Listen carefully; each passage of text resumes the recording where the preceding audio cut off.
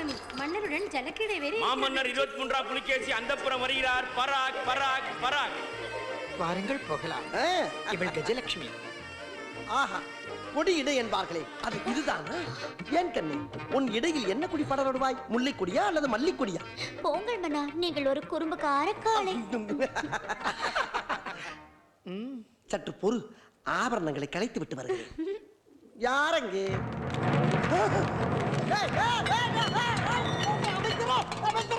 ஐயோ மன்னா, என்னடா குவிந்து கிடக்கிறீர்கள்? மன்னரை காணவில்லையே. ஐயோ மன்னா, மாமிச மலைகளே, எழுந்து தொலைங்கடா. மன்னா, நீங்கள் எழுந்திருங்கள், எழுந்திருங்கள், எழுந்திருங்கள் மன்னா. அழைத்தீர்களா? லாகடா பாண்டிகளா, அரண்மனையில் வேறு எங்கிருந்து கூப்பிட்டாலும் ஒருவன் வருவதில்லை.